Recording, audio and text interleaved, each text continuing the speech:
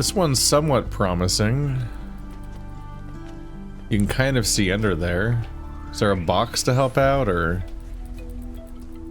Blah.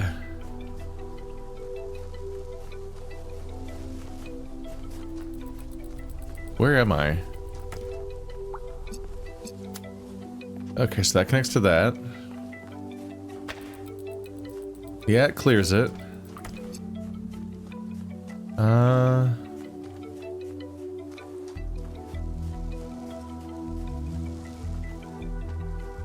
God, where are we? I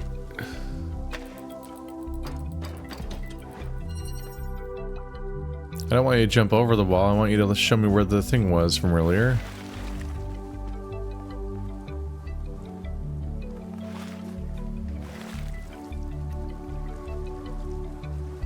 Where are we? I'm not entirely sure what direction that, let's see, it was probably 2, so it's over, it's behind that wall? Looking at the compass? That's 2. I think that was the second puzzle, is the one with the drill and the green. What is that?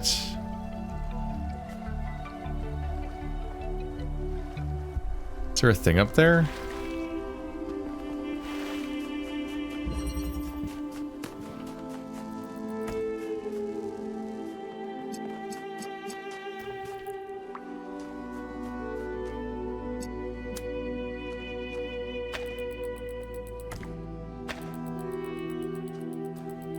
Okay, that's connecting to that. That's probably good. That might be my destination then, so I need to go back to 2 and connect the green beam to that if I can see it. And then that should go all the way over.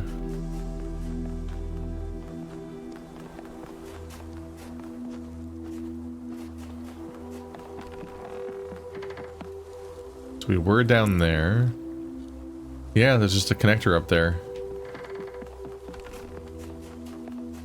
They're getting really sneaky.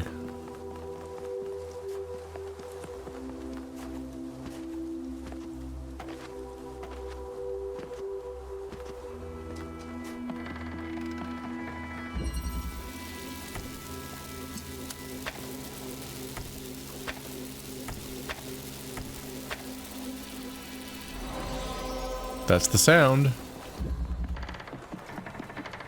Somewhere, a statue is happy with me. This place almost looks easy to navigate until you realize that all the water kills you because it's too deep. So it severely limits your ability to get around. So that's my goal. Might be able to get there through here. Still looking for a grid.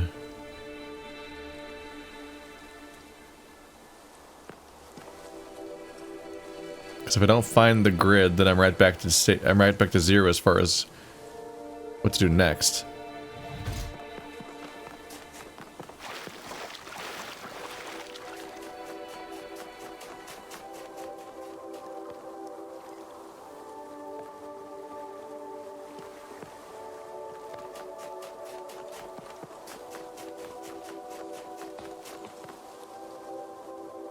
There's the shortcut across there.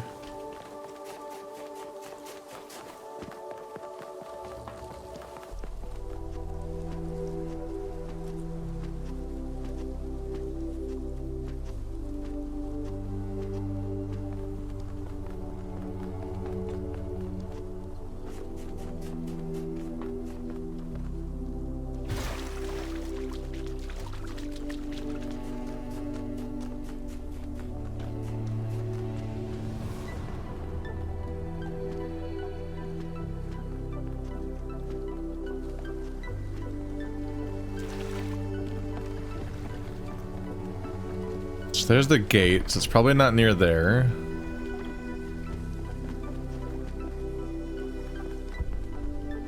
So I'm kind of just poking around where I haven't been. Or trying to. Ooh.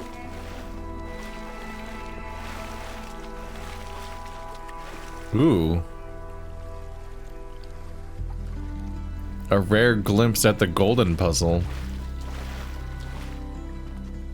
So it's open air just like everything else is.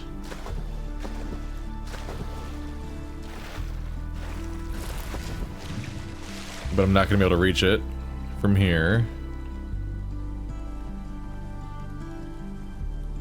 So there's some foreshadowing for later.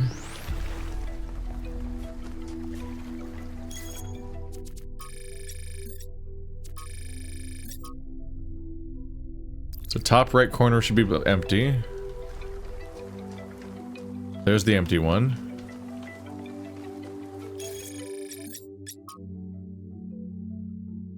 Plus sign, or not, a T shape.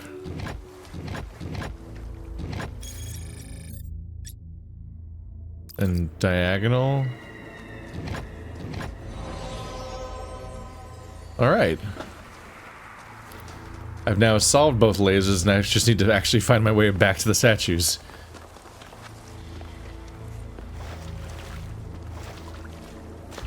And then maybe the next level will be mercifully navigatable compared to this.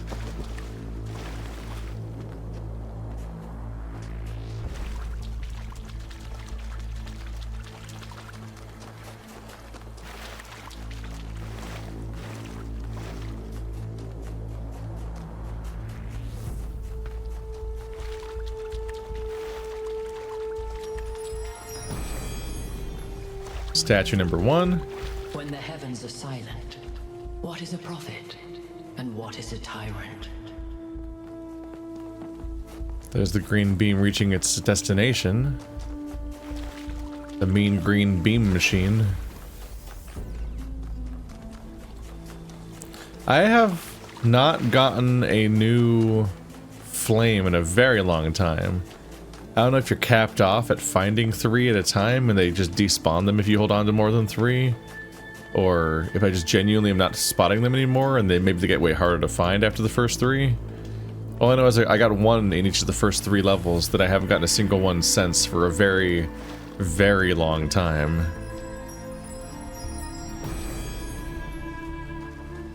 I just find that peculiar. If humankind had no more cause for war, it would make war for sport instead. Because obviously I'm inclined to go collect them all for funsies. But not if I have no idea where they would be. I don't want to just blindly explore the map looking for them. Especially if they might be intentionally held away. Hello? I missed you until now. Let's do another sweep of the radar after this. Satin Chalk Kid next City by the Sea. Eleni K. When I realized it was over, it was all really over for good. I decided to take one last trip to my favorite places before the symptoms got too much. I can never forgive what they did to Chalkidiki.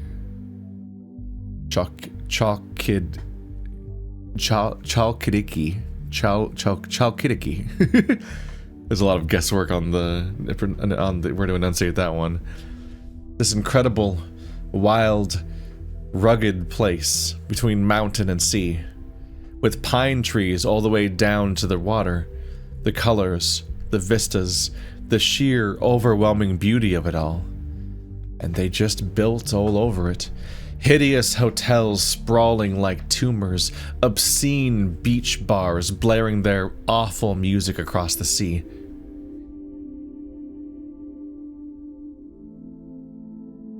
Even in Cavoro tribes, it was impossible not to hate humanity a little bit for it. The idea of all of it returning to nature, of the hotels gradually sinking into the reed fields, was moving and beautiful. But then I went back to Thessaloniki, and for all the ugliness inflicted upon the city, the idea that people would no longer meet up beneath the Camera, or go for long, ambling walks on the promenade, or for crepes on Placia Navarino, was unbearably sad. The idea of the rotunda just standing there, empty, after being a sacred place for so many centuries, it made me remember that it's not just beaches and forests that are beautiful, that cities can be more than just streets and noise. Cities can have histories and personalities, and that means something. Who am I writing this? Who am I writing this for? Do I believe there will be survivors after all? Do I think that crazy robot project I heard about will actually work out? Do I hope that aliens will come to our planet one day and wonder who we were? The truth is that I don't know. But there is something in the love we feel for the beautiful things we built, as much as in our revulsion towards an unnecessary destruction, that matters. Why didn't our ancestors understand that you can build in ways that make an area more beautiful instead of ruining it? Even if all they cared about was personal benefit, wouldn't that benefit them more? In the long run, yes, but people rarely think about the long-term consequences, especially if there's an incentive to act immediately. And yet most of them were unhappy with the results. Couldn't they see that it was within their control to act differently? Nope. It's one thing to make a collective judgment that something should be different, but it's another thing for everyone acting in their own best interests to collectively avoid doing something. Problem solving. Solving the Wrong Problem by L.D. Armand. From L.D. Armand's Can You Point Me in the Direction of a Better Timeline? Humans are problem solvers is a quote frequently associated with my friend Alexandra Drennan. It's become a meme on the internet, used both ironically and not. Though Alexandra, of course, is entirely earnest in her dedication to humanity. 1. She's also capable of being devastatingly sarcastic, but it's another story for another book. It's a great thought, and vital to understanding our species. But it's also not entirely as simple as that. Take, for example, the recent extinction of the orangutan, and the ensuing conversation about the dangers of unknown pathogens released by human activity. Most of us agree that a problem exists, and significantly, most of us believe that something ought to be done about it. So, we've identified the problem, and we have collectively decided to act. So why is nothing happening? That's a serious question. A great deal of effort is expended in raising awareness, but I would like to suggest that sometimes our problem-solving impulses can get stuck on the wrong goals. Awareness is not the issue. We've already convinced people that something needs to change, so if nothing changes, we have to wonder, why is the will of the people not being translated into action? Text missing from archive. Okay, so that was basically the thing I just said. It's one thing to all collectively decide a thing is good or bad, but it's another thing to actually act on that thing and be able to have the power to mobilize actual power structures to do that thing versus be ignored by them, because the will of the people doesn't matter a whole lot in a lot of countries, including mine, on a regular basis. That's just a fact. Like, it's like, oh, this is a popular idea? Fuck it. Too bad. From LGBTQ issues to weed, there's a lot of things that are popular among the people that just struggle to actually make progress because someone said no, and they get to say no, and you don't get to say anything. You just get to vote between a couple of people that might all be saying no, so cool options. Let's pretend that's democracy. But it's also elements of like talking about like cities and whatnot, like when they talked about that element, it's like, well, individual peoples need to build what they need, and if you don't collectively plan how everyone can get what they need, but in a way that doesn't destroy things, then people are just going to do things when and where they can because they need to look out for themselves. And it's like, they're not even wrong to do so, because if they pass up on the opportunity to build in a certain way or at a certain place, but it is a thing that people are allowed to do, then someone else will just do that exact thing in that exact spot. So it's not like you can And it's not up to individuals to conserve the world in that way, because every individual that does do that is immediately counteracted by someone who just takes their spot in line, essentially. Like, it's just counterproductive. That's why protections and so on need to be placed. You need to have a plan for how these things happen harmoniously. And hypothetically, maybe these AI characters can do that in some way. Maybe they can, since they are robots, all plan collectively, but it kind of feels like they can't either, given all of the problems they currently have. They are sufficiently human that while they might not be so far destructive the way that we were in those ways, they sure as hell don't seem to be able to collectively plan a place and follow that plan and so on, because not all their works aren't quite going anywhere. Maybe the problem was that they didn't have enough hope. They could see the problems, but they couldn't imagine that one day problems could be solved. It's easy to get so lost in the problems of the present that they think nothing will ever change. They lost hope because the historical circumstances they found themselves in encouraged despair.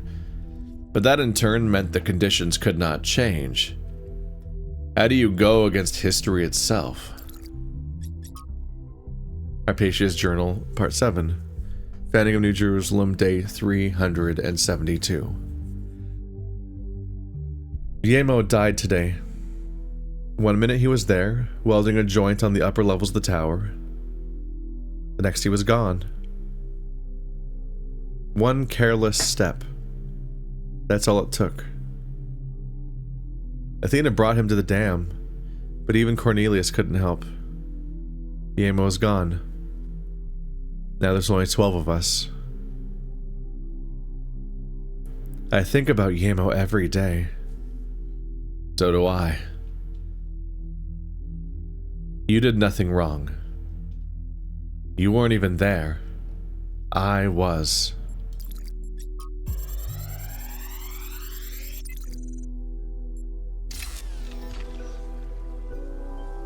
What did recharge do? This is a design for an improved charging station. Fascinating, but not relevant. Well, now we have it. So that's cool. I believe we are actually out of question marks now. This was a loose one that I almost let pass me by.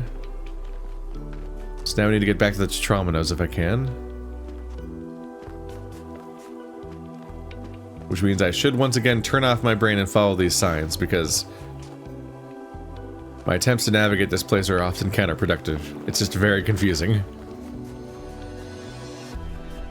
Mainly because my first instinct is, of course, always to point in the direction of the actual goal and try to go there.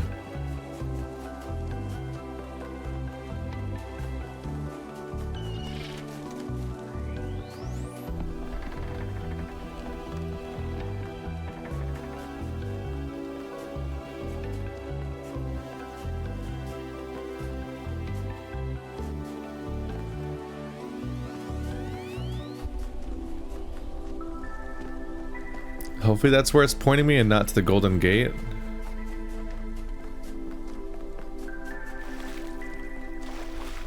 Okay, yeah, this should be it. I was gonna say, since I've solved the path already, it might not want to take me there anymore, which would be bad.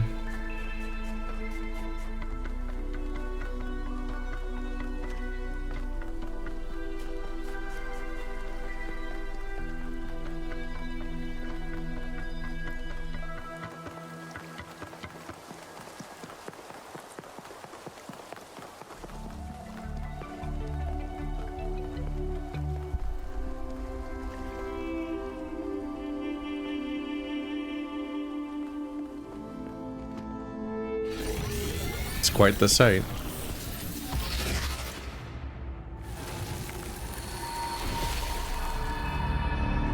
Welcome back, creature of clay. The forge burns bright, but the sky is troubled with clouds. A mortal has ascended Olympus without the permission of Zeus.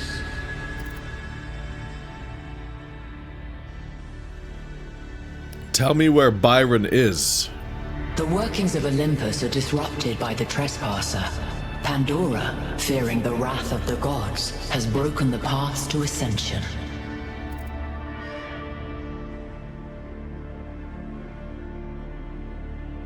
How can the trespasser be freed? Only Prometheus can help you, for he has always favored humankind over the gods, and would see Olympus pass into your hands. But he is bound in the heart of the mountain. Break his chains, and he will show you the way.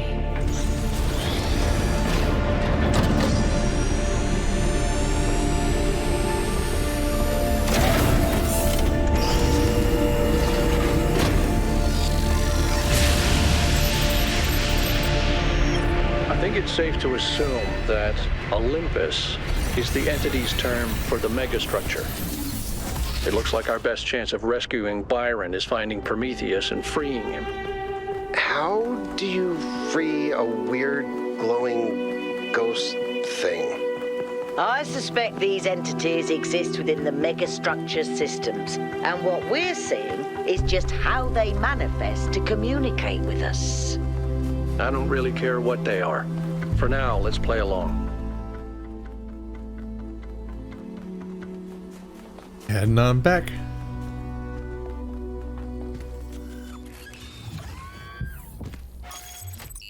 And onward. You know, I always kind of resented Byron for being so charming and charismatic. The dashing explorer. And one of the first companions, too. Being the voice of caution is not a fun role to play. Always having to be the responsible one, the killjoy. The one who says, maybe that's too much. But sometimes it is too much. It's not your fault, Al.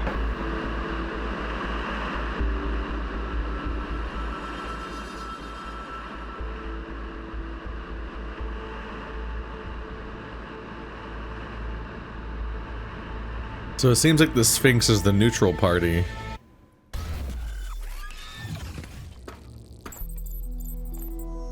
Prometheus is In on. this area, we have an especially weird problem. Something in one of the labs is going completely bananas, and I can't shut it down because I'm not, well, you. Come find me when you're ready. What is it with the language libraries and bananas? Bananas. Not the bananas. Oh, there's one of him again.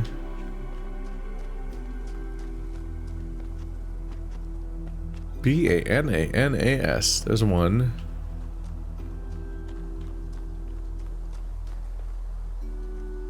There it is. Help me vote the lab over there. Somewhere. Not sure where that is exactly. Maybe I'll just poke at this for now. So Prometheus is supposedly trying to help us, and Pandora's trying to stop us from doing this. And the Sphinx seems to be a somewhat neutral party because they do offer helpful information about the situation instead of just also naysaying everything.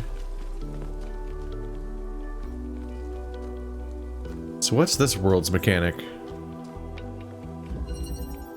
Mountaineer. Oh, is it wall climbing?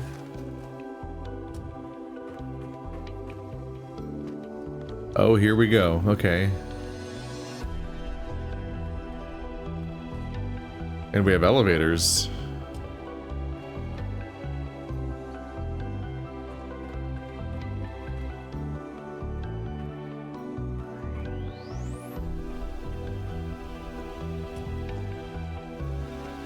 So double space is how you let go. It seems like the simplest mechanic, but I could see it becoming the one that stops me the most just because it's very disorienting to parse. Maybe this is the new mechanic because this looks new too. Grab shifter. Oh, it creates the elevators wherever we need them. On walls too, maybe? I can't see it from here. Yep, walls too.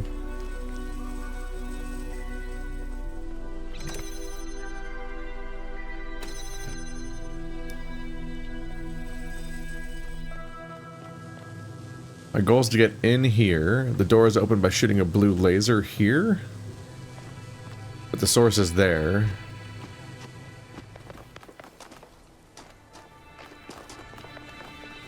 This, you might imagine, raises some questions.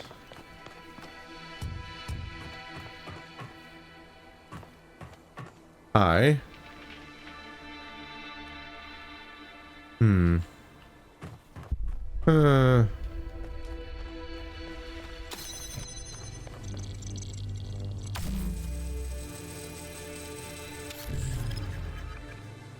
Nope, it's on the wall now. Okay, so it does give you an indicator when you're going to hit stuff, and then it sucks it in. And that thing even sticks to the wall after you stop using it.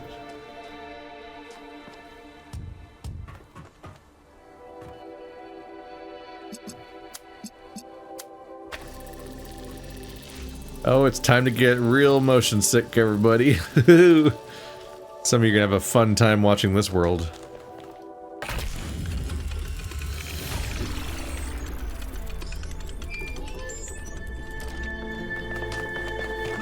If the language of creation is a kind of melody, maybe that's why we respond to music the way we do.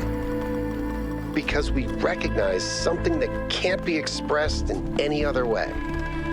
And when we play music, we participate in something ancient, in an act of creation.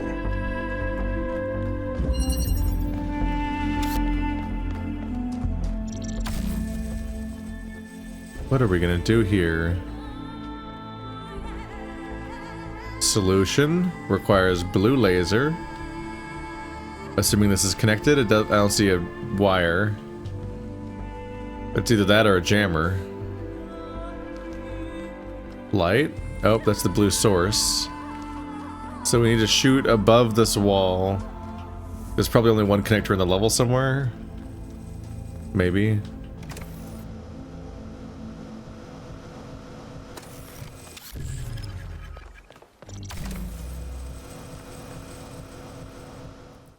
Whoop.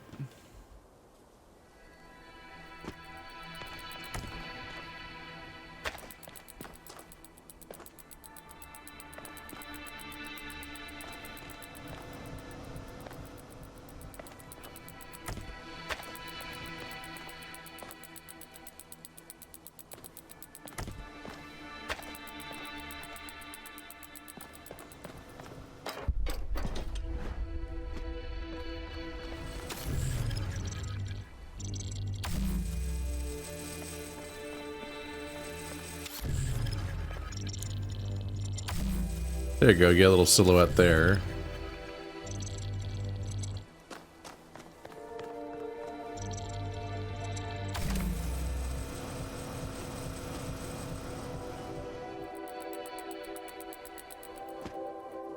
Oops.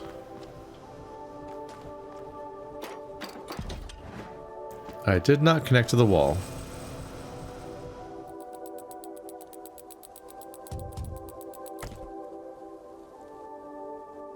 Help. Help.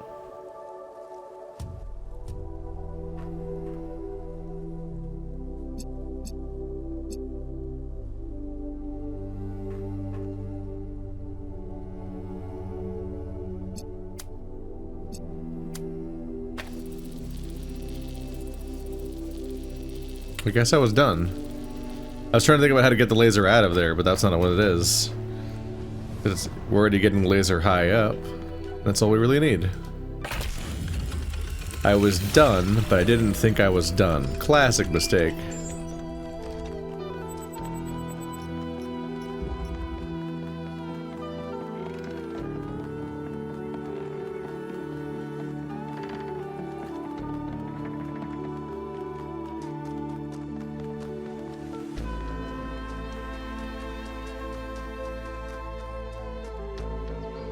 They kind of just looked like two arrows.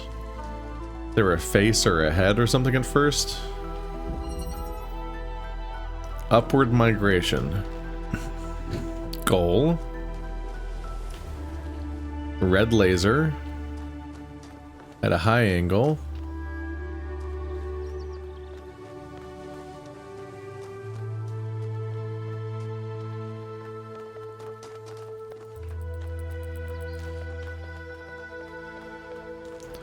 Red laser source.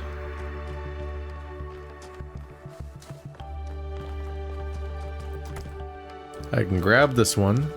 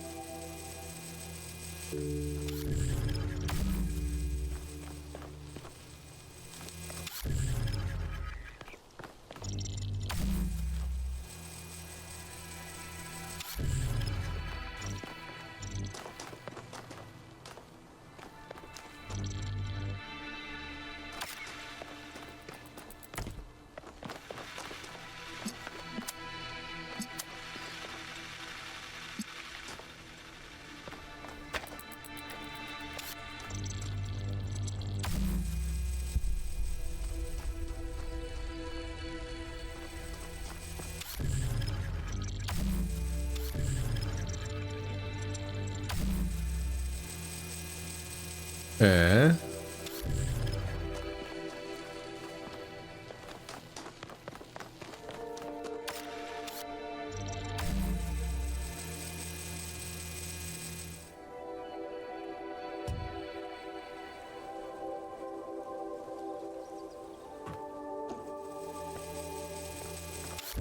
I guess I need to call you back.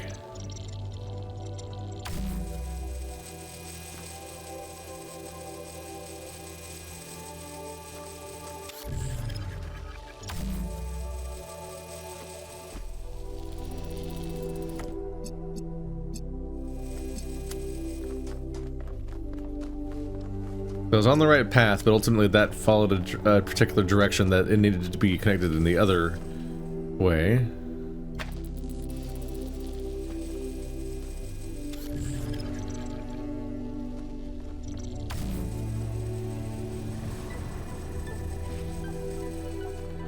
Now it connects across the top.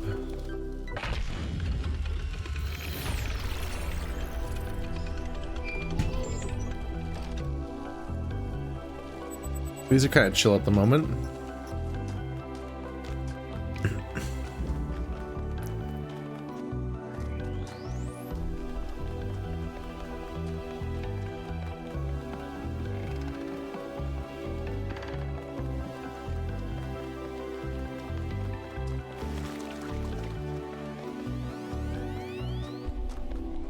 Four.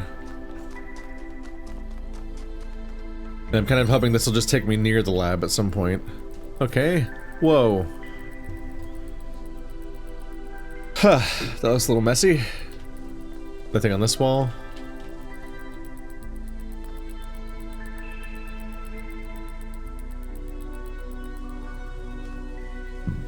Button.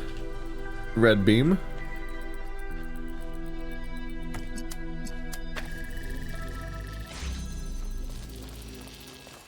That's a start. I don't see a beam. Okay, I don't see a gravity thingy. I was wondering how the gravity thingy was going to work because there's no alternate surfaces anywhere to use it on. Like, so like you can't really pull thing from thing.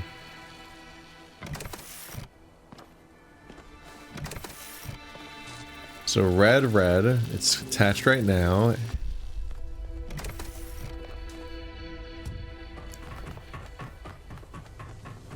If I go, okay, here's a red, but it's too high up to see. I can jump onto this platform.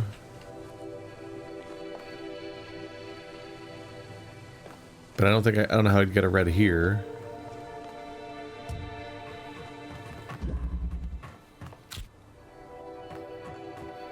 I think the idea is you want to walk out of the puzzle? Yeah. So then I can take you, I think. The trick here is that you can walk on the bottom wall. As long as you can keep track of which direction that is. That allows some nasty tricksies. Okay, so I opened that door. Now this is open. There's a blue beam here, which I have to take there to get there and leave, I think, is the exit, probably. But I still only have one laser emitter, right?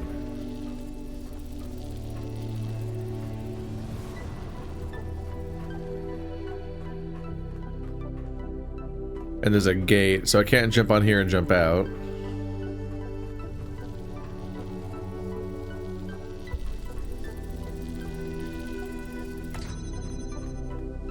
I think it's a trap. You just don't use that connection to solve the puzzle.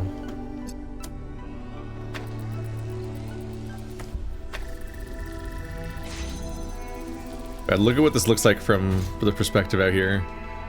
So I shot it in there and over there by sneaking around the wall. I went essentially over the wall, but from that perspective. So you don't actually open that gate to solve the puzzle. It's just like a preview to then show you how impossible it is.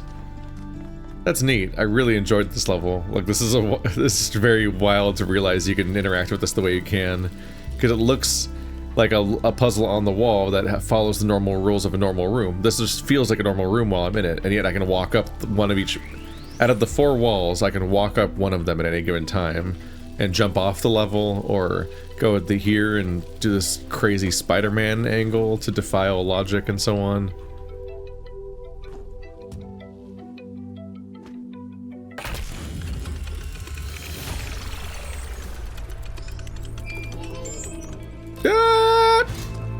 I've known Byron since day one. I was the first to be born with upgrades from the original Soma design, and he was the first to volunteer to upgrade his existing body. Yeah, he was a big supporter of upgrades. Deliberate evolution, he called it. Athena and Cornelius were very kind to me, and so was Byron, but he also made fun of me. And oddly enough, that made me feel more like an equal than anything the others said.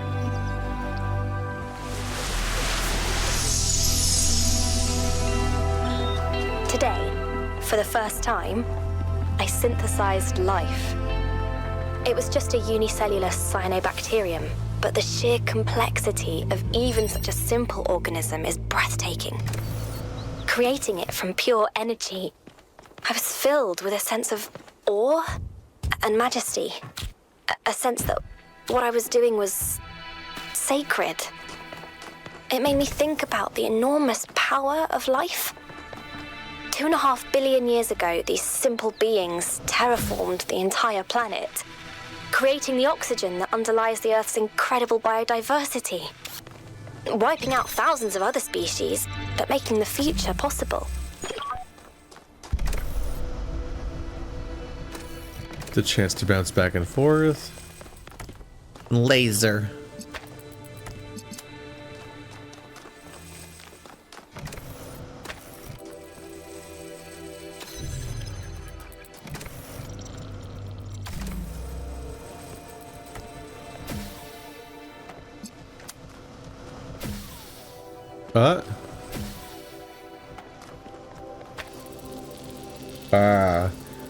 I was about to say, that seems easier than anticipated. But yeah, that angle never quite lines up. Which is why you want it to be in the sky.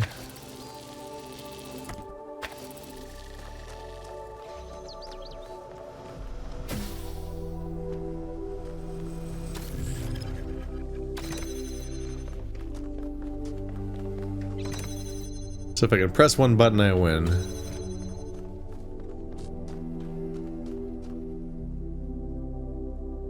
Gravity doesn't seem relevant to this whole half of the room. Can't take this off.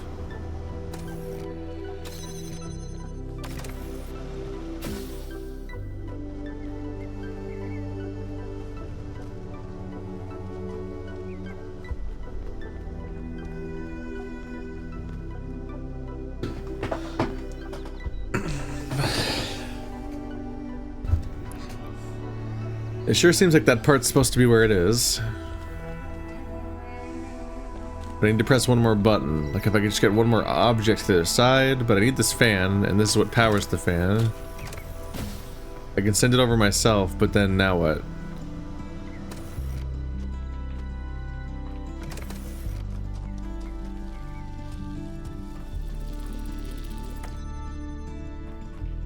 I believe I've just stranded myself unless I do this.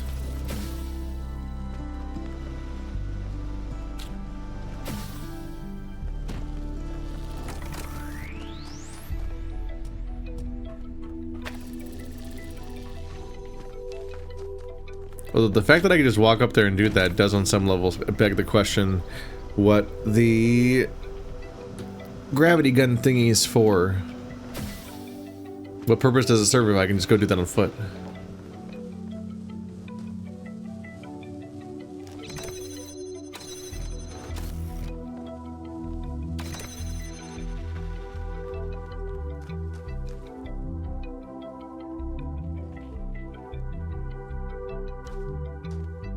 Is there some reason I would want to be able to shoot through the wall to cause it to go the right way now?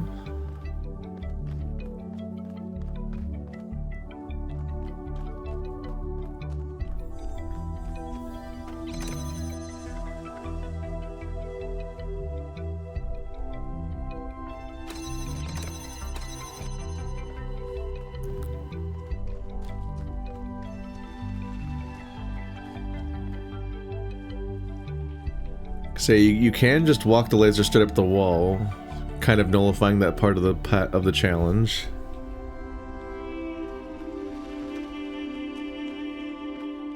None of these other walls have the texture to it. It's kind of interesting that there's a whole open area over here.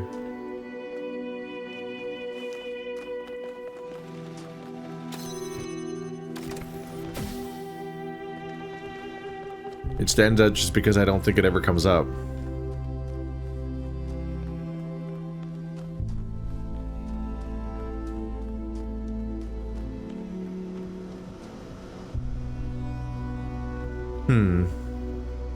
Yeah, it's not that. So there's a shape to that device.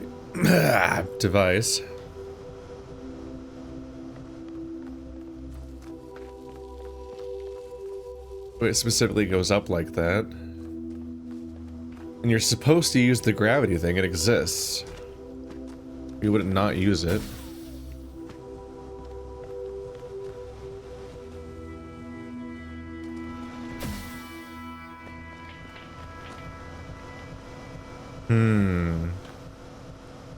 Okay. It lines up.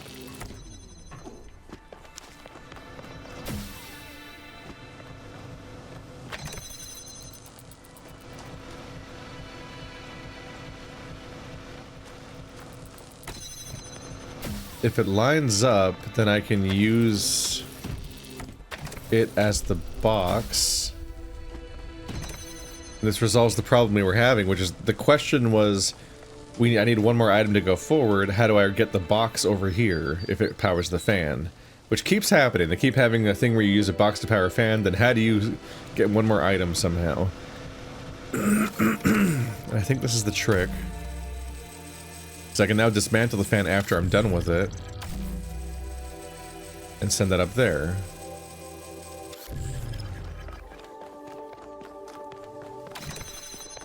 Ta-da! Need a drink. Ah, clever.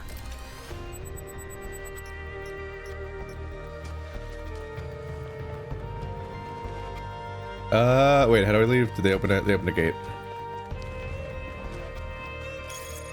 Someone sent me a message. Battery issues? Sorry to be a grump, but what's going on with our battery tech? I had my battery replaced just a couple of years ago and it's already constantly in need of charging. I can't spend half my life in sleep mode. Is that really what we're coming to? That is exactly what we're coming to. Battery ingredients are rare. We can't scavenge further without building outposts. Herman shut down the mine project. What did everyone expect? You should learn to live with less. Sleep mode is a great time to meditate and think about our place in the universe. Do you really need to be active all the time? Let's not start a panic over a minor technical issue. Mistakes happen, Stolo. Please talk to Pellegrino or Neath about getting a replacement, which I'm sure will work a lot better. I'd be pretty upset about battery life trending downward. That is worth being upset about. If that's happening, that just means everyone is less active every day, and eventually, you die. When everyone functions not less, but no more, collectively. How it was before. That one say return to monkey? We'll get to that. From JJ Nakalembe's Aquaba to Antarctica. Moments of transition and revelation. My great-grandmother lived to be 108 years old, retaining her sharpness of mind to her last day. A couple of months before she died, I interviewed her for my podcast. At the end, I asked her the same question I asked every guest. What is something you wish everyone understood? She thought about it for a while, and then she said, how it was before. She tried to explain how much time she spent every single day on utterly mind-numbing activities, like hauling water from the well, and how radically everything changed when their area was finally connected to the electrical grid. Before, there was no time to live, she said. No time to be free. Only work, work, work. I countered by saying there didn't seem to be much time to live now either, but she laughed derisively. I had no idea what work really meant, she said. Young people were weak and feckless, and that's why we let corporations exploit us. Slightly unnerved by her harshness, I asked her if she missed anything about that time. Old photos. Our village seemed idyllic to me, but my grandmother quashed any romantic notions I might have had. The past is bad, she said with some finality. Let it be. So many thousands of generations of suffering. Even a single life full of tragedy seems outrageous and unacceptable to me. That's why we have to make it have meaning. Yeah, it's really rough if you're the one that has to haul water or has to do anything else. Like, if you don't have infrastructure, you just get trapped in menial, repetitive tasks. Even in a really minor way, this is kind of simulated in games like Satisfactory, where at the beginning of the game, you don't have any kind of automated power source. You don't have, like, not having coal or not having any other kind of, like, thing that kind of operates on its own and self-regulates. You have to keep running around and grabbing plants and mulching it up and powering the generators. Like, the basic survival style upkeep can take up so much time that it can eventually take up all your time. And then you're just looping forever. Return to Monkey. By Eustatius. The Book of Annotated Internet Comments. I just think people are dumb. Like, relentlessly fucking stupid. Absolute fucking morons. Human history is a fucking clown show from beginning to end. The average person, just a slobbering buffoon, bumbling through life like a drunk gorilla in a fucking china shop. Breaking stuff left and right, throwing shit out the walls, and never understanding a single fucking thing that happens. 5358. I mean, just look at this shit. This fucking software putting asterisks where swear words should be. People are afraid of fucking words like they have magic powers, but the real world fuck, and that is fucking ruining their lives, shit that is ruining their lives, that's fine, because they're too fucking dumb to do anything about it. Return to Monkey? Brother, we never fucking left. It got increasingly hard to tell which swears he was doing, because I can't read them. A curious inversion, the return to the mythical state of Monkey is usually portrayed as a material return to earlier states of development. But here the author instead portrays it as a mental state that has never been surmounted. I would like to meet Uncle Eustatius someday. He sounds like someone who is always curious about everything. Hypatia's Journal, Part 8, Day 421. The first new human arrived today. Calls himself Arkady, after Chernyshevsky. Spirits are still dampened by the loss of Yemo, but everyone is making an effort. I feel a little sorry for him. He's still so curious, jumping at shadows, staring up at the night sky, just like I used to do. And here we are, a bunch of grouchy old humans that have seen it all and are weary and tired and sad. I wonder what he makes of it all. But be that as it may, we're making good progress on the new living area, though Arkady will have to use Yemo's old quarters for the next few weeks. Ugh. It was supposed to be it was supposed to be a perfect society where people were immortal and eternal. And right when they were about to create their first new person towards the goal of creating a population is when they lost someone. That'd be sobering.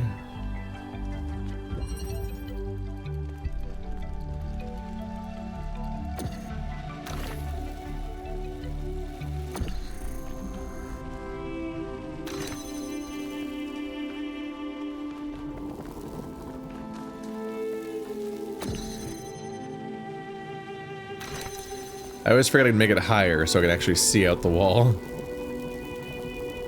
Let's see, does this work through... That's not one of them, nope. That, I think, is the stuff. Does it work? It doesn't work through the surfaces.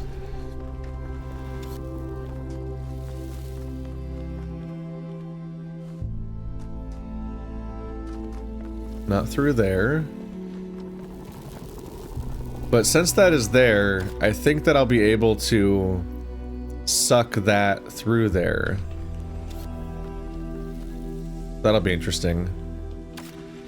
Because we've discovered before that you can move these and they'll keep working on, they'll keep the same portal open. You just can't pick it up.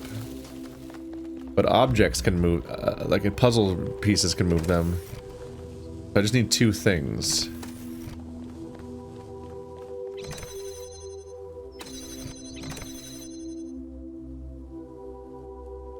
Huh.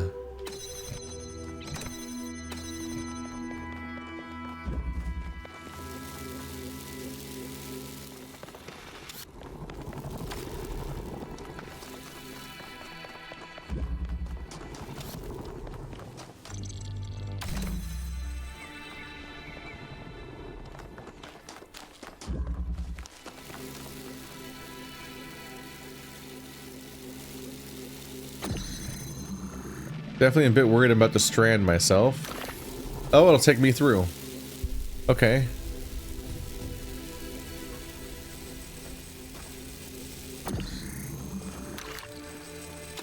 I was not sure how that was going to work because I didn't know if it was going to take me.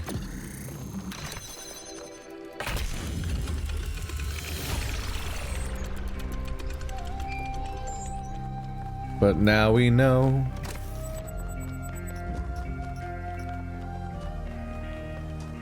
I think we're near the lab now. Yeah, somewhere. Yep, there it is. Oh, there's a secret, I think.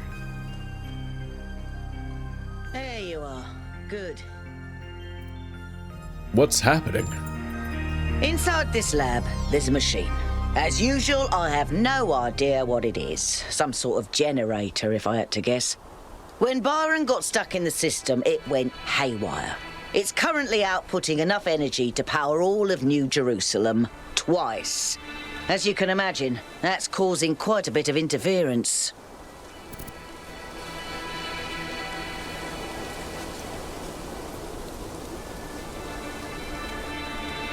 Am I connecting to another data stream? I hope not. I think you should just be able to switch it off.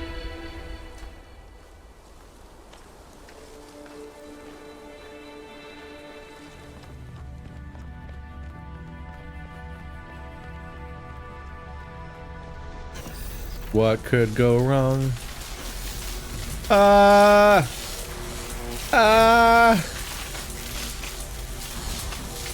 gonna die.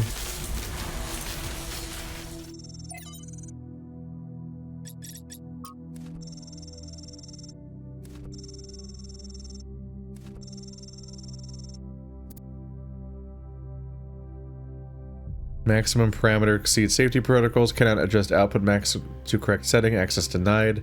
Automatic shutdown is disabled for user 454-1. Disabled by them, not for them. Who is this user? Unknown user. Initiate emergency shutdown. Access denied. Unknown scrim authentic detection to load. Load. This might go bad. Let's try it. Anthropogeny, a text adventure. Credits. Alex 16. Cryo Team Game Jam 5th edition. Adapt or Die. Crow Team. That's the creators of this game. Based on the okay. This is canonically made by the developers of this game. You wake up in an impossible place, knowing nothing. Scream. You scream but nothing happens. You are alone. Look around. You seem to be in the labyrinth of ancient crumbling walls. Beneath you is an altar of some kind, as if you were a sacrifice. The sky above you is a perfect cobalt blue, and you are startled by its beauty. Examine yourself. You find that though you are shaped like a human being, you feel your soul belongs to that storied people. You are made of bronze. You are a beautiful machine, crafted with love and care, and imbued with the power to choose. We've gained knowledge of self. A cold wind blows through the ruins, and you know, without knowing how it is, the wind... And you know, without knowing that... And you know, without knowing how that is, the wind from the kingdom of Artemis. Nightmare of a sentence. It is the wind that brings with it whispers of mountains glimpsed across the stormy sea, the deep forests weathered in fog, and the long-forgotten cities of your ancestors. Explore the labyrinth. You set out into the ruins, apprehensive but curious. There's a strange kind of beauty here, the beauty of decay. You must be careful not to imbibe too much of it. Suddenly, an echoing voice speaks to you. An emergency shutdown settings. Access denied. It intones. Error 1C155358. This corruptible but must be put on incorruption. The sting of death is sin? Corruption? Towards them. Leaving the lost children of Hephaestus behind you, you step into a vast plain under a setting sun. Night is falling now, and you can see the lights of distant fires on the slopes of Olympus, but you are not ready to ascend. Only once you have found all 3 sigils will the path to the divine flame be open. The path leads to the south, to the buried city. Another leads north, to the garden of Hesperides. The buried city? The buried city lies to the south. It was once a place of great wisdom. The philosophers of old strolled on its walkways, debating the nature of virtue and the soul. Now the sands of the desert have claimed its streets, and even its famed temple upon a hill is slowly eroding. Call out to anyone there. A copper fox comes scurrying from the ruins. Its eyes are rubies, and a flame seems to flicker deep within them. "How may I help you?" the fox says, its voice ancient and wild. Ask about emergency shutdown. "Not now. Not here," the fox says. "Pandora's watching us, but I can help you when the time comes." Ask for a sigil? The fox smiles, its alabaster teeth sharp and gleaming. "You are supposed to earn sigils."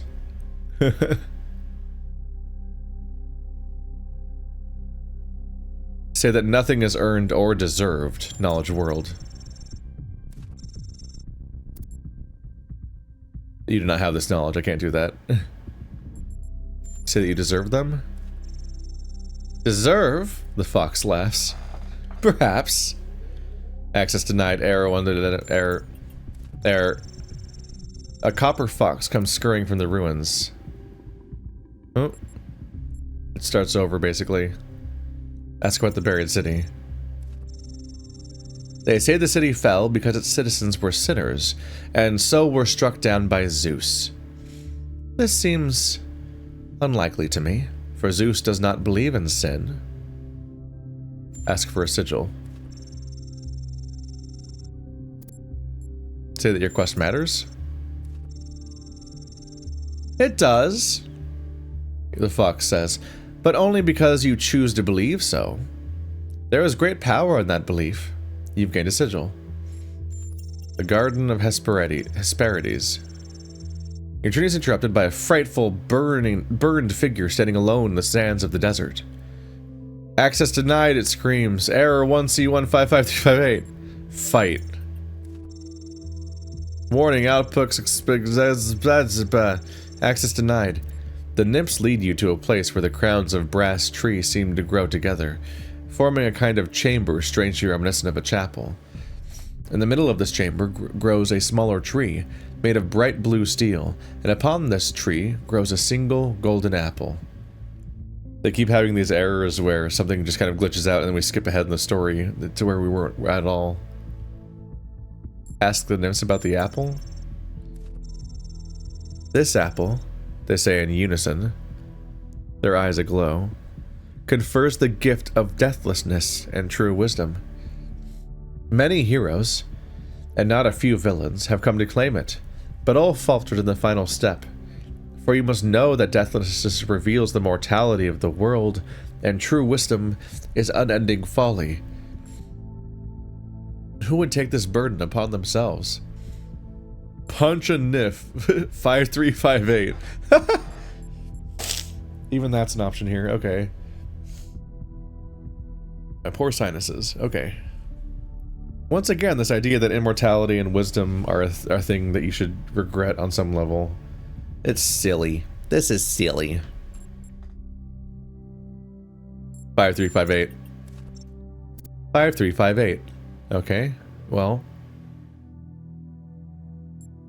Say that you're strong enough to bear it, because I have knowledge self.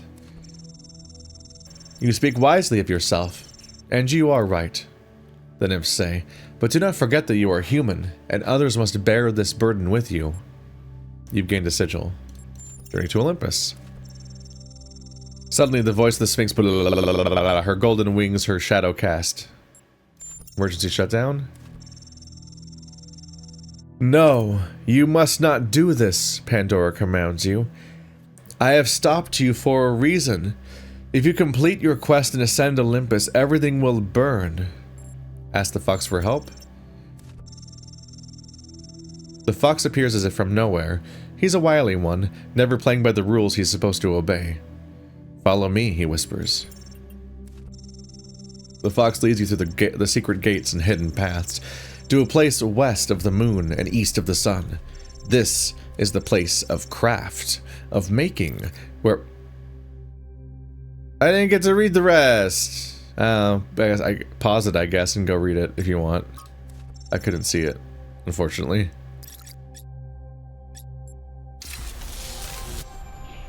The flame is not yours to wield, creature of clay. Touch it, and you will burn. Well, there's at least one thing that's no longer burning now. Hello.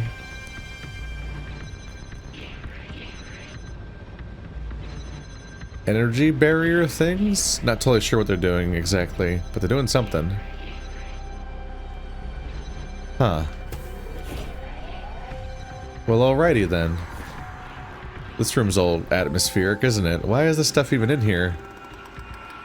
Why is this stuff in here?